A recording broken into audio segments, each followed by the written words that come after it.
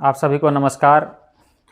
आज जो है हम आप लोगों के लिए ऑर्गेनिक केमिस्ट्री का एक सीरीज लेकर के आए हैं, जो पार्ट बाय पार्ट यानी लेक्चर बाय लेक्चर जो है इसको हम लोग आगे बढ़ाते चलेंगे और क्लास 11 से लेकर के क्लास 12 तक इसको हम लोग जारी रखेंगे।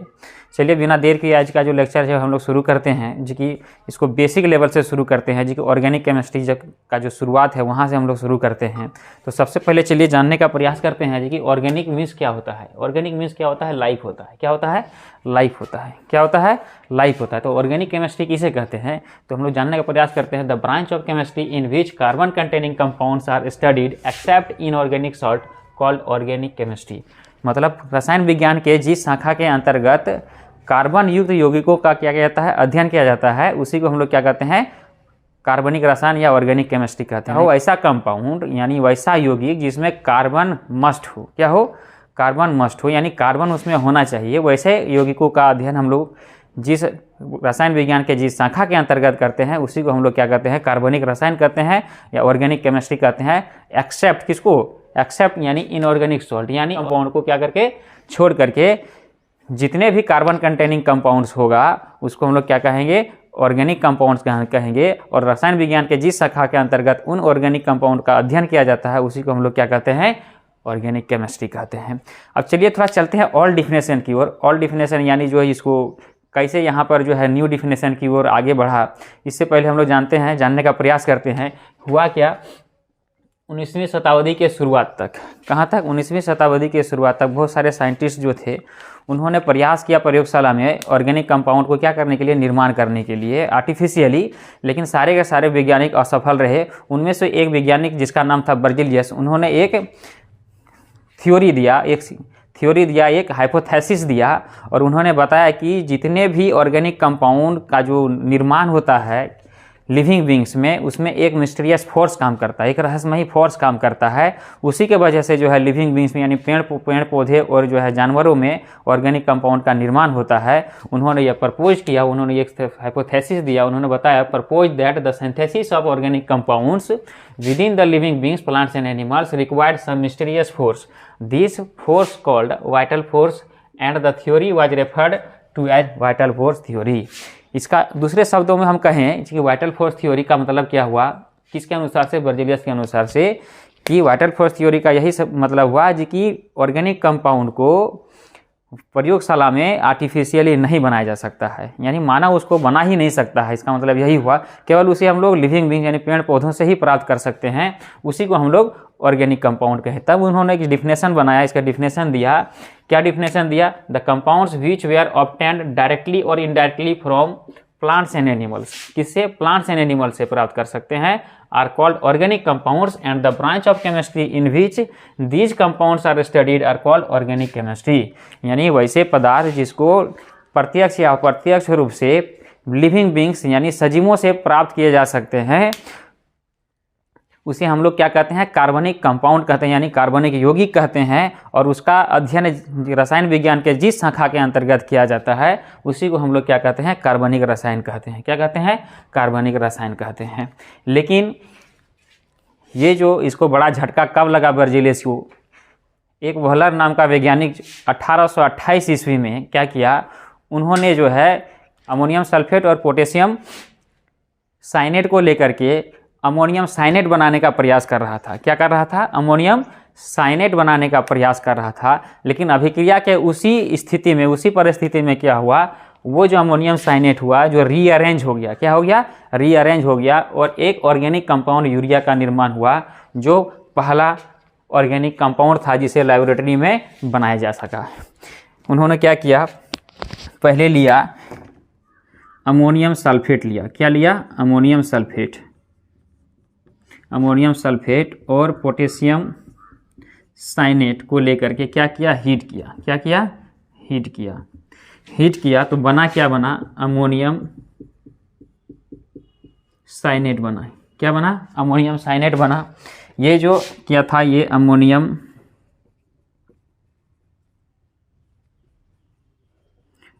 सल्फेट और ये पोटेशियम साइनेट को जब हीट किया तो क्या बना? अमोनियम साइनेट बना। क्या बना? अमोनियम साइनेट बना।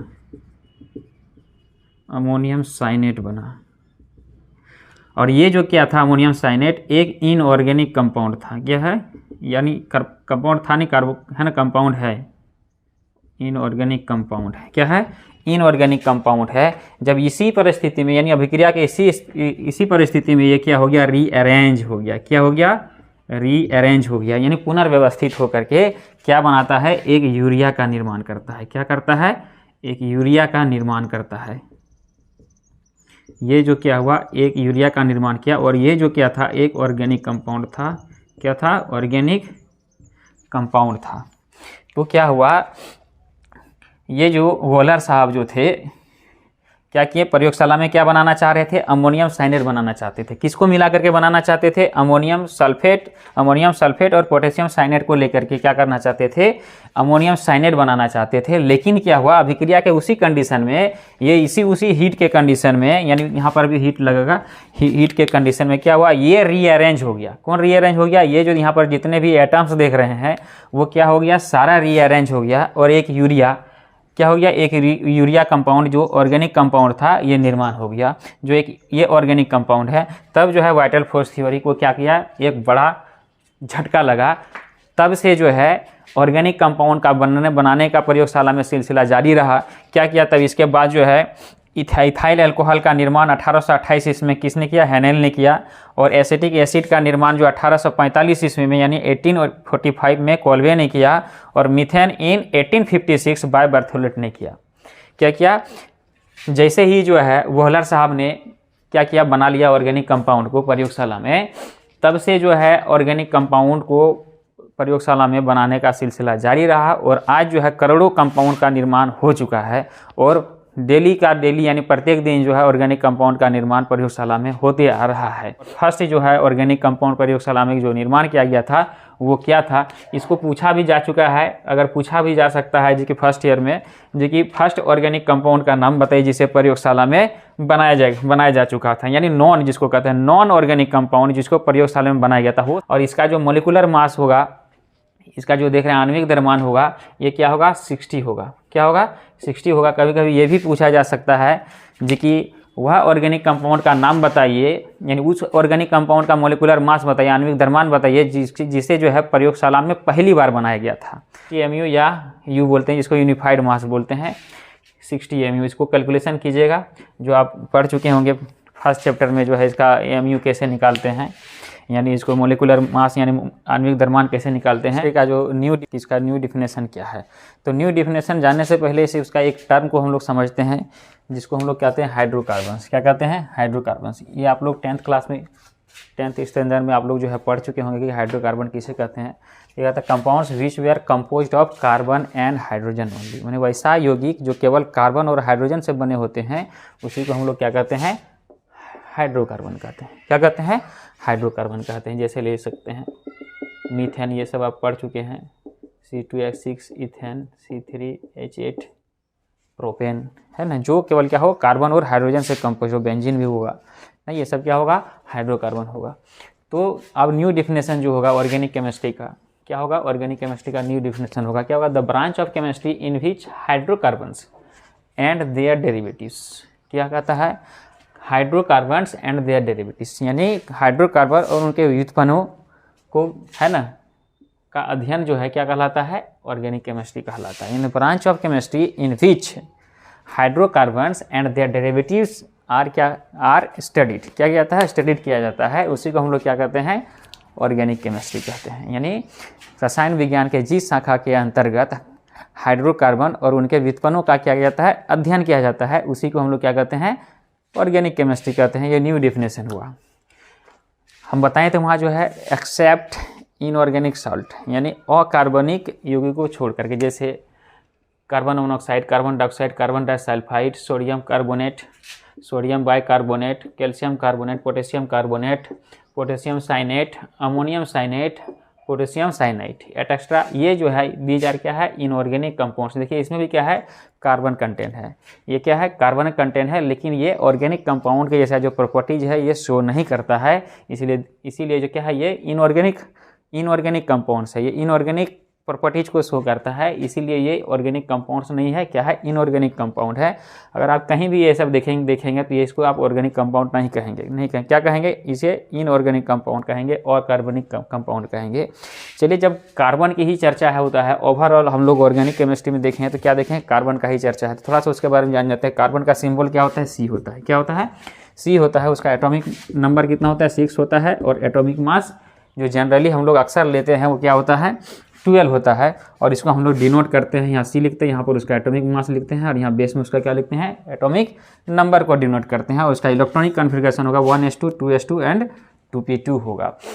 और इसका एलोट्रॉप के बारे में जानते हैं। कार्बन जो हम जानते हैं जो है, कार्बन जो एक एलिमेंट है वो डिफरेंट फॉर्म में भी अवेलेबल है इन नेचर में, जैसे कि डायमंड हुआ, ग्रेफाइट हुआ, कोल हुआ, चारकोल हुआ, और फुलरिन्स हुआ।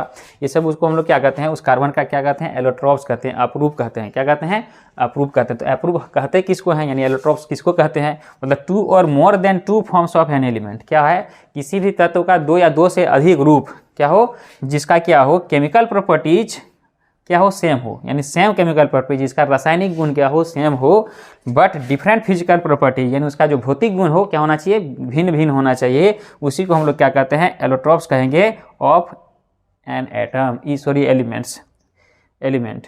उस एलिमेंट्स का क्या कहेंगे हम लोग, उसको एलोट्रॉप कहेंगे।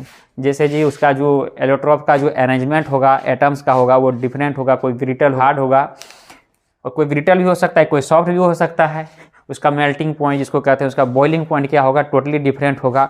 उसका कलर में भी चेंजिंग आ सकता है, चेंजिंग मिलेगा। उसी को हम लोग क्या कहते हैं, एलोट्रॉप्स कहते हैं, यानी अप्रूव कहते हैं। तो ये हुआ थोड़ा सा कार्बन के बारे में चर्चा। अब हम लोग इसको आगे और बढ़ाते हैं, जो उसका कार्बन का जो यूनिक प्रॉपर्टीज है, जिसको अगर हम उसको जानेंगे तभी पता चल पाएगा, जिसकी कार्बनिक यौगिक को, यानी कार्बनिक रसायन को अलग ब्रांच के रूप में पढ़ने का प्रयास क्यों किया गया, उसको अलग सेपरेट सब्जेक्ट के रूप में क्यों पढ़ा जाने लगा है।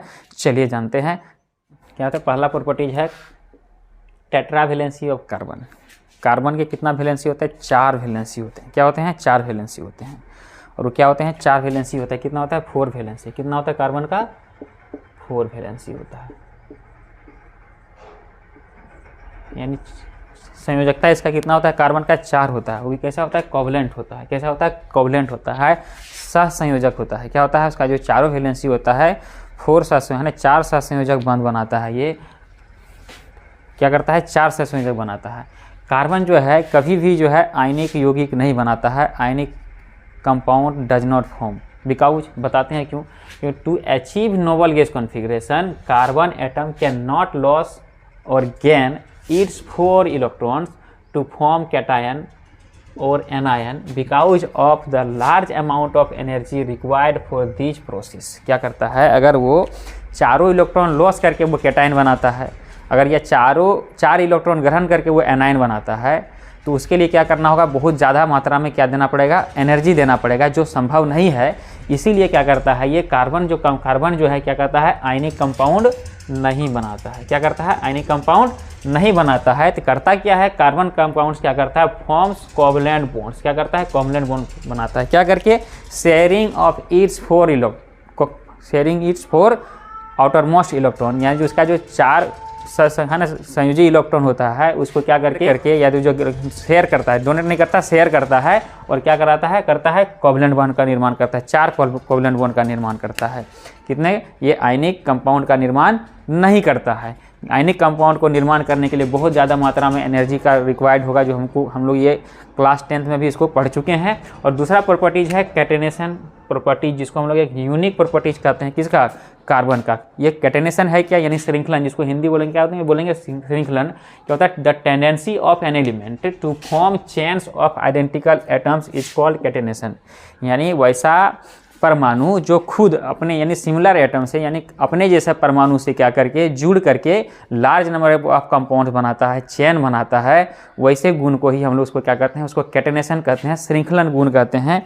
जैसे हम लोग जानते हैं कार्बन जो है, कार्बन क्या होता है, अपने ही कार्बन में क्या करता है, ऐड कर जुड़ जाता है, इसमें सेल्फ लिंकिंग पावर होता है। क्या होता है, और लार्ज नंबर ऑफ कार्बन यानी जो है चेन बनाता है, या क्या बना सकता है, ये श्रृंखला, यानी एक साइक्लिक भी बना सकता है। क्या कहता है, साइक्लिक भी बना सकता है, ओपन चेन में भी बना सकता है।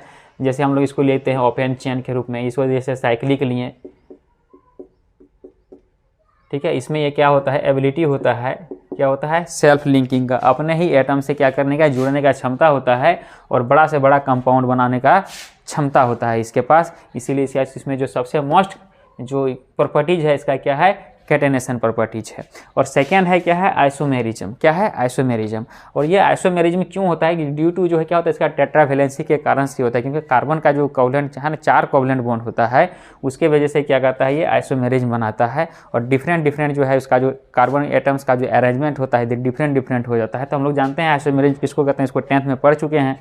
2 or more compounds having the same molecular formula but different physical and chemical properties are called isomers and the phenomena is called isomerism। मतलब क्या होगा, मोलिकुलर फार्मूला सेम होगा, आणविक सूत्र क्या होगा, समान होगा, लेकिन उसका जो संरचना है, इसका जो है कॉन्स्टिट्यूएंट पार्टिकल्स यानी एटम्स का जो क्या होगा व्यवस्था होगा वो डिफरेंट होगा। उसके वजह से क्या हो जाता है, ये जो है उसका फिजिकल प्रॉपर्टीज और केमिकल प्रॉपर्टीज यानी रासायनिक गुण और जो है भौतिक गुण जो होता है क्या होता है, टोटली डिफरेंट हो जाता है। उसी प्रॉपर्टीज को हम लोग उसका क्या कहते हैं, उसके जो व्यवस्था है, उसके जो फेनोमेना है, उसी को हम लोग क्या कहते हैं, आइसोमेरिज्म कहते हैं। इसको आइसोमेरिज्म को हम लोग जो है सेपरेट जो है इसी ऑर्गेनिक कंपाउंड्स में जो हम लोग पढ़ेंगे, अलग है ना, पूरे डिटेल से पढ़ेंगे। आइसोमेरिज्म की जो टाइप्स कितना होता है उसके बारे में भी चर्चा करेंगे। और अगला जो प्रॉपर्टीज है, tendency to combine with other non metals, यानी कार्बन का एक ऐसा गुण भी है जो दूसरे नॉन मेटल्स यानी अधातु से क्या करने का, जुड़ने की क्षमता होता है। जैसे लिख सकते हैं हाइड्रोजन, ऑक्सीजन कार्बन से तो है ये है, hydrogen, oxygen, sulphur, phosphorus, chlorine, bromine, iodine etcetera, इस सब से भी क्या कर सकता है, ये जुड़ सकता है, जिसके कारण से जो है large number of organic compounds का निर्माण होता है। तो अगर क्वेश्चन आएगा है ना, what are the reasons for the large number of organic compounds, है ना, ऐसा क्या कारण है जिसके वजह से जो है कार्बन बहुत संख्या में क्या करता है, ऑर्गेनिक कंपाउंड का निर्माण करता है, कार्बनिक यौगिक का निर्माण करता है। तो दीज आर द कार्बन है ना properties of carbon that makes large number of compounds. इसीलिए जो हम लोग जो है ऑर्गेनिक केमिस्ट्री को अलग सब्जेक्ट के रूप में पढ़ते हैं, क्योंकि इतना ज़्यादा संख्या में क्या है ऑर्गेनिक यौगिकों का निर्माण हो चुका है, ताकि जो हम लोग उसका अध्ययन अच्छे से कर पाएँ और उसके बारे में अच्छे से जानकारी ले पाएँ। थैंक यू, मिलते हैं नेक्स्ट क्लास में।